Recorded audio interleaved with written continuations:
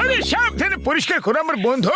এইসব আমার ঠাকুরদার জিনিস, খুব পুরনো, আর ভেঙে যেন না যায় বন্ধু। হ্যাঁ, আরে চিন্তা করো না বর্দা, আমার থেকে বেশি সাবধানে এই কাজ আর কেউ করতে পারবে না। আরে আরে আরে, তোমরা সবাই বাঁচো।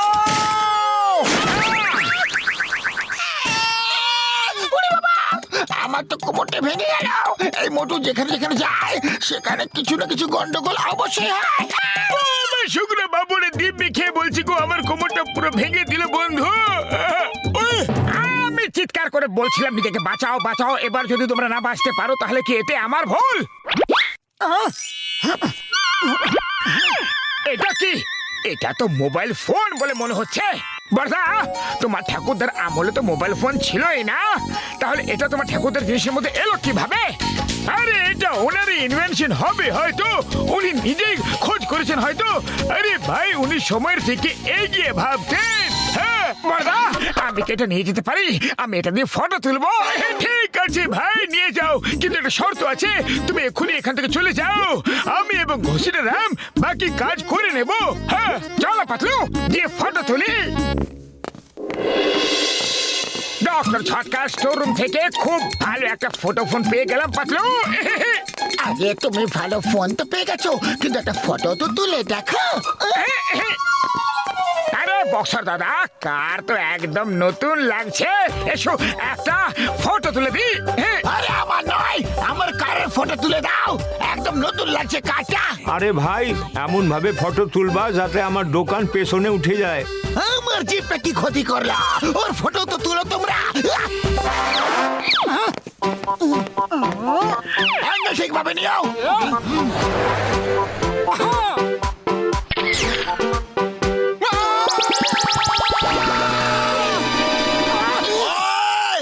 আমার কার কোথায় গেল?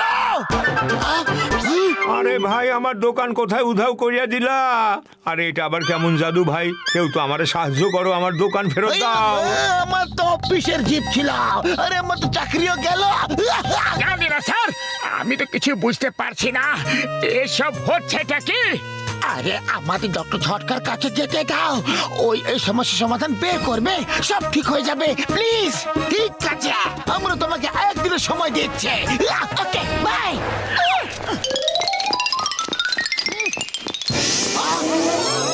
যদি এই ফোন আমি পেয়ে যাই, তাহলে গোটা ফুরফুরি নগরের ওপরে আমি রাজত্ব করব। কিছু একটা করা যাক, কোন বুদ্ধি লাগানো যাক, আমার শয়তানি মাথার তুফানি আইডিয়া।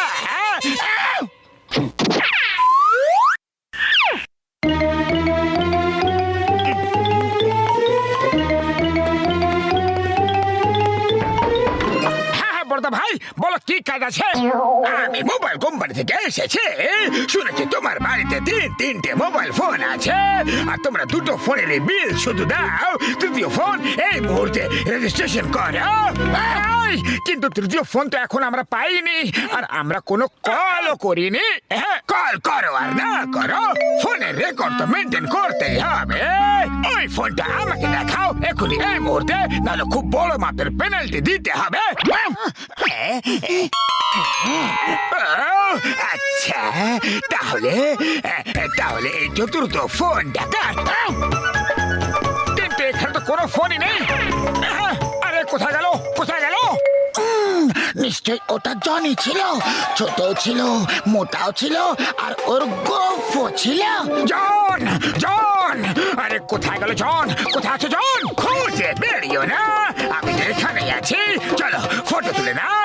সে চিজ না, ফটো তুলবে না।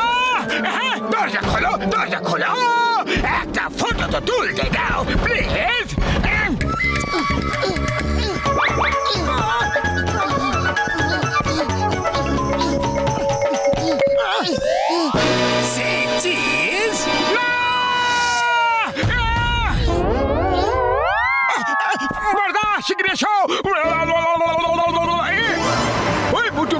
বন্ধু, আমরা তো এখানে এসে গেছি, তুমি চিমনি দিয়ে চটপট এখানে চলে এসো। জনকে আশেপাশে কোথাও দেখতে পাচ্ছি না। হ্যাঁ ভাই, চলে এসো। ওকে বর্দা, আমরা এখনই আসছি।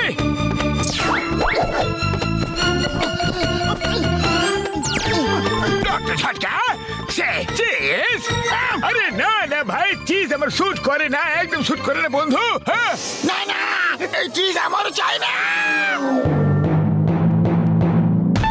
শুধু বাবুরে দিবি গো, মা গো।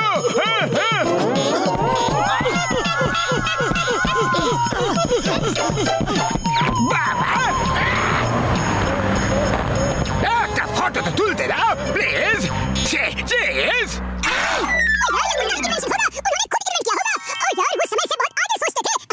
এই জন, মনে হয় তুমি ভুলে গেছো চিংগামের কপ্পর থেকে বাঁচা ইম্পসিবল।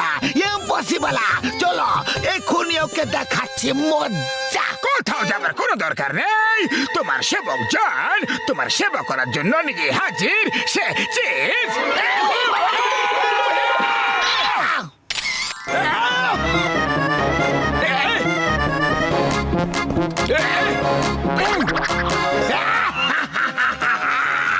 জন হয়ে যাবে ডন, জন হয়ে যাবে ডন।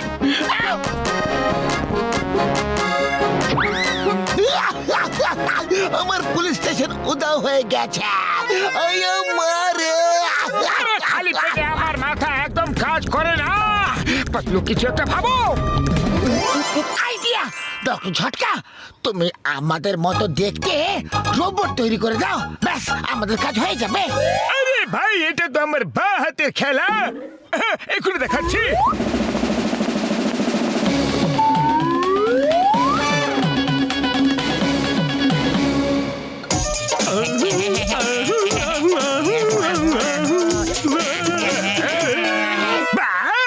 শিকার নিজেই হেঁটে হেঁটে শিকারের কাছে আসছে। মোটু পাতলু, সে চিজ।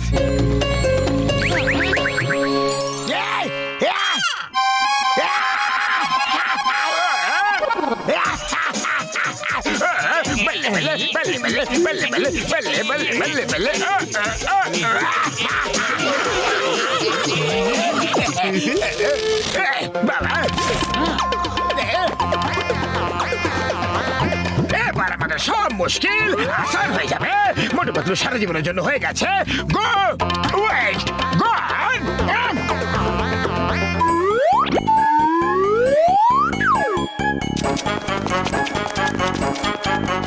এবার আমি মোটু পাতলু ফটো তুলে খুব ভালো করে অ্যালবামে সাজিয়ে রাখবো।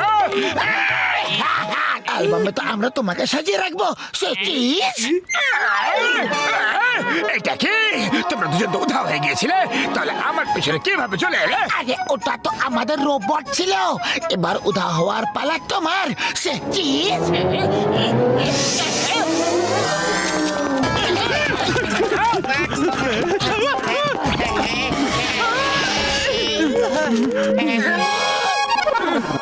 জন, সে চিজ।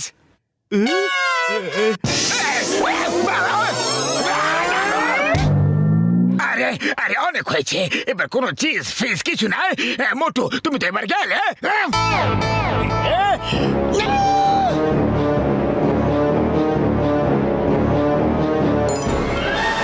তুমি আমার পাতলুকে উধাও করে দিয়েছো, আমি তোমাকে ছাড়বো না।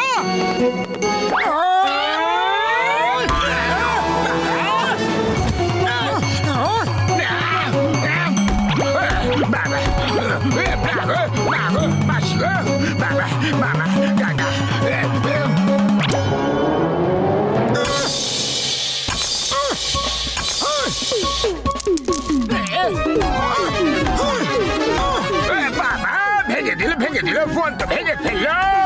এবার পাতলু সারা জীবনের জন্য উধাও হয়ে গেল। আমি মোটু পাতলু জুটি ভেঙে ফেলেছি। এবার তোমার বন্ধুকে তুমি কোনোদিনও পাবে না।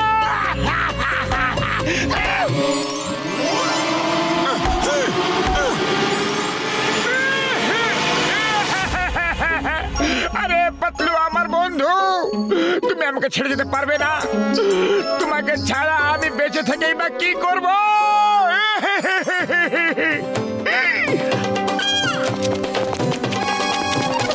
আরে মোটু, তুমি কেন না? আমি চলে এসেছি। আরে কোথায় চলে এসেছো? আমি তোমাকে দেখতেই পারছি না। আরে আমি কোথাও যাইনি, পিছনে দেখো, পিছনে। আরে ফোনের পিছনে না, নিজের পেছনে। তুমি পাতলুই তো, সত্যিতে পাতলুই তো। আরে হ্যাঁ মোটু, হ্যাঁ আমি পাতলু, পাতলুই। এবার কি তোমাকে লিখে দেব? আমি হলাম পাতলু আর ওরা হলো আমাদের রোবট। ক্যামেরা ভেঙে যেতেই সবকিছু ফেরত চলে এসেছে। আরে হ্যাঁ, আরে বাহ, আমার পাতলু ফেরত চলে এসেছে, ফিরে এসেছে রে, ফিরে এসেছে। কিন্তু এবার যাবার পালা জোরের।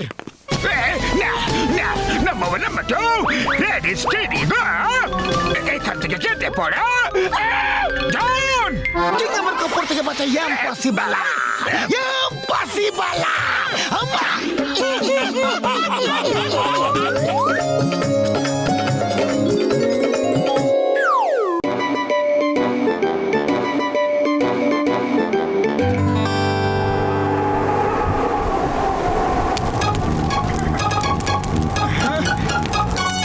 বড়দা, এখানে ট্র্যাকিং এর জন্য নিয়ে এসে তুমি খুব ভালো কাজ করেছো।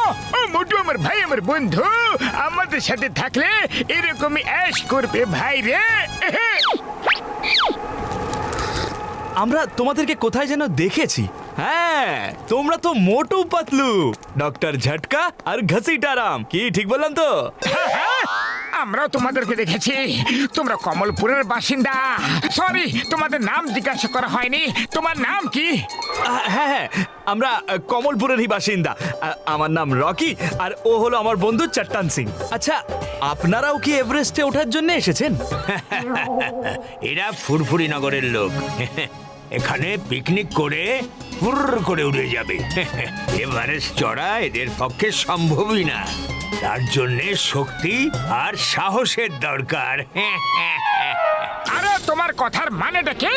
ফুরফুরিনগরের লোক দুর্বল হয় না, আমরা এভারেস্টে চড়তে পারি। হ্যাঁ, যদি এরকম ব্যাপার হয় তাহলে চড়ে দেখাও, হয়ে যাক কম্পিটিশন। পাতলু তৈরি হয়ে যাও, আমরা এভারেস্টে চড়ে দেখাবো আর ওদের আগে পৌঁছাবো, ঠিক আছে? দেখা যাক কে জেতে। কাল সকালে এভারেস্টের দিকে মার্চ করব, দেখি কে জেতে। আরে চলো চলো চলো, সবাই শুয়ে পড়ো। শুনেছি রাতে এখানে ইয়েতি ঘুরে বেড়ায়। যদি কাউকে ধরে নিয়ে যায় তাহলে আর এখানে কোনোদিনও ফিরে আসতে পারবে না। উড়ি বাবা, ইয়েতি!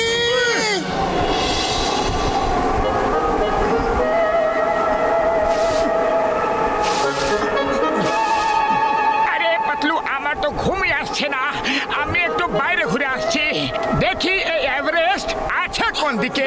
ওকে, তোমার যা ইচ্ছা করার করো, আমি তো যাচ্ছি ঘুমোতে। বাইরে খুব ঠান্ডা।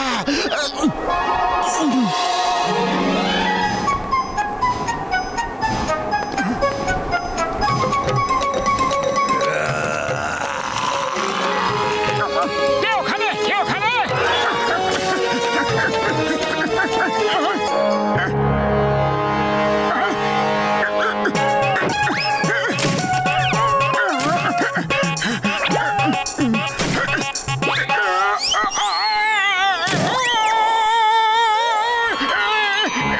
ভালো হয়েছে, খুব বেশি একটা ব্যথা লাগেনি। আমি ওখানে পাটা ডোলে ঠিক করে দিচ্ছি। এখন কেমন লাগছে? হ্যাঁ,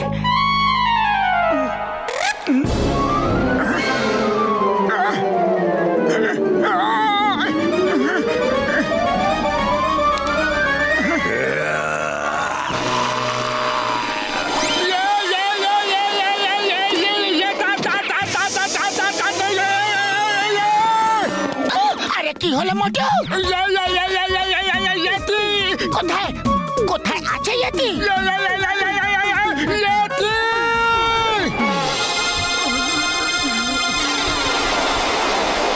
মোটু আছো, এভারেস্টে চড়তে হবে তো নাকি?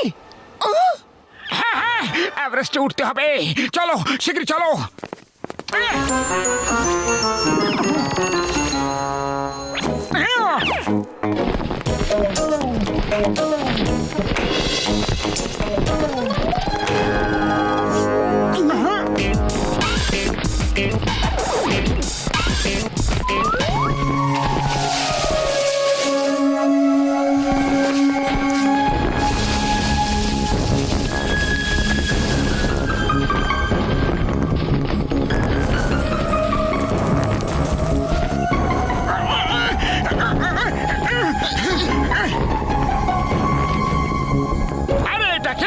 সিঁড়ি এইভাবে কে রেখে গেল?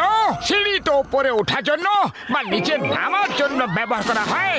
মনে হয় কেউ নিজের সিঁড়ি ভুলে রেখে গেছে। হ্যাঁ, আরে মোটু, এটা তুমি কি করলে? এবার আমরা ওই পারে যাব কিভাবে? আরে আরে আমি কিভাবে জানবো যে এই সিঁড়ি ওপারে যাওয়ার জন্য ছিল? এবার আমাদের এখান থেকে ফিরে যেতে হবে। Bye bye Motu Patlu, bye bye. কেউ ফিরে যাবে না, এটা আমাদের সম্মানের প্রশ্ন। আমরা ফিরে যাব না। চিন্তা করো না পাতলু, চিন্তা করো না। আমি দড়ি ফেলে দিচ্ছি, আগে আমি যাব, তারপর তোমরা সবাই দড়ি দিয়ে ঝুলে ঝুলে চলে আসবে। হ্যাঁ,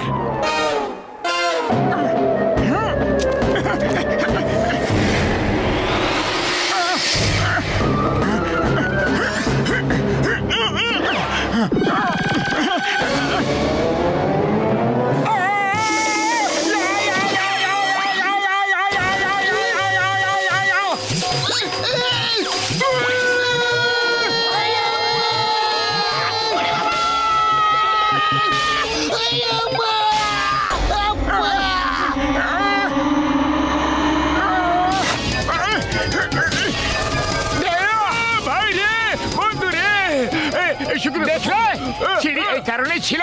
মোটু, বক বক বন্ধ করো, আগে সব বাইকে ওপরে টানো। আমরা শুধু হার মানবো না, চলো এগিয়ে যাই।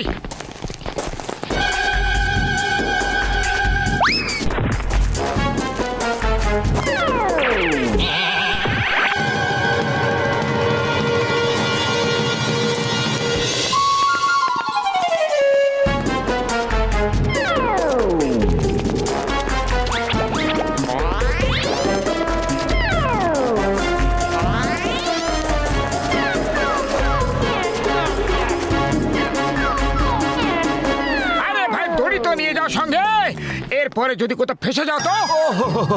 হ্যাঁ হ্যাঁ হ্যাঁ, thank you so much. Bye bye. আরে কিন্তু বাই বাই কেন করছো? আমরা তো পিছন পিছন আসছি না। হ্যাঁ? কিন্তু আসবে কিভাবে? দড়ি তো আমরা উপরে টেনে নিয়েছি। এই দড়ি দিয়েই সবাই উপরে ওঠে। আরে তুমি হলে আনাড়ি আর আমরা হলাম খিলাড়ি।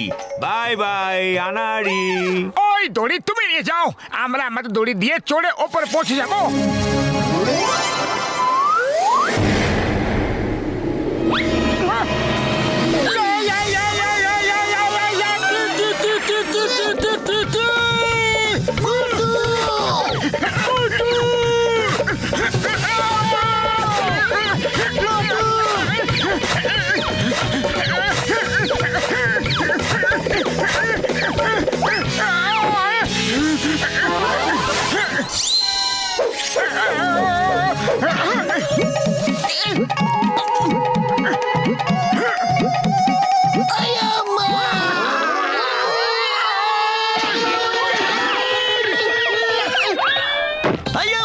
মোটু, তুমি তো চমৎকার এক লোকা। সত্যিকারের চেষ্টা করে মানুষের কখনো কখনো হার হয় না। এই ফুরফুরি নগরের লোকেদের মধ্যে এত শক্তি কোথা থেকে এলো? হ্যাঁ, চলো চলো, তাড়াতাড়ি চলো।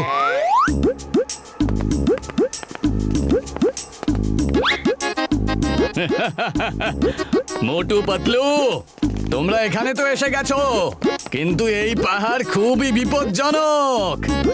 ওই দেখো, ওই দেখা যায় এভারেস্ট।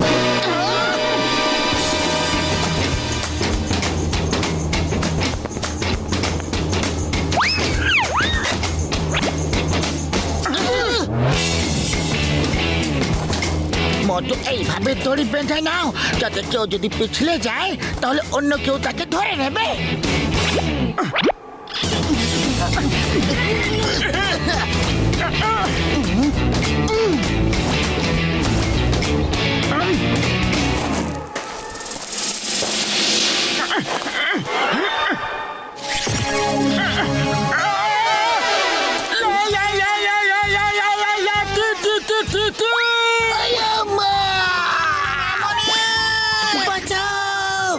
শুকনো বাবুড়ি দিব্যি গো।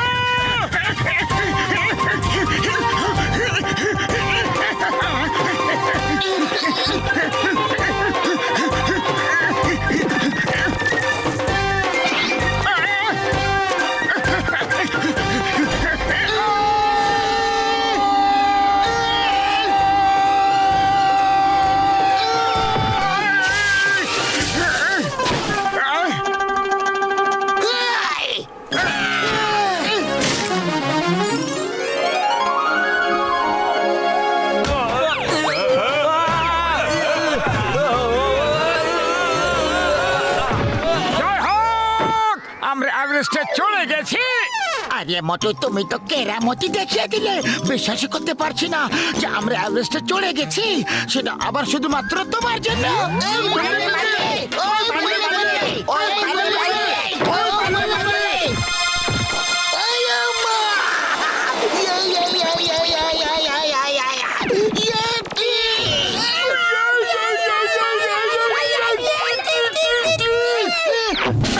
ইয়াতে মশাই, আমি তোমার প্রাণ বাঁচিয়েছিলাম, আর থ্যাঙ্কস বলার বদলে তুমি আমাদের পেছনে পড়ে গেলে। হ্যাঁ, আরে আমি তো থ্যাংক ইউ বলতেই আসছিলাম, কিন্তু তুমি তো পালিয়ে পালিয়ে যাচ্ছ। তুমি তো থামোই না। এত শক্তি তো আমার মধ্যেও নেই যা তোমার মধ্যে আছে। কোথা থেকে এলো এত শক্তি? আরে তোমাকে দেখে তো এই শক্তি নিজে নিজেই চলে আসে গো। পাতলু, ভয় পেও না, ও হলো আমার বন্ধু ইয়েতি, আর ইয়েতি এরা হচ্ছে আমার বন্ধু চিংগাম, ডক্টর ঝটকা, ঘসিরা রাম এবং পাতলু। হ্যালো এভরিবডি, আমরা কি একসাথে একটা ফটো তুলতে পারি?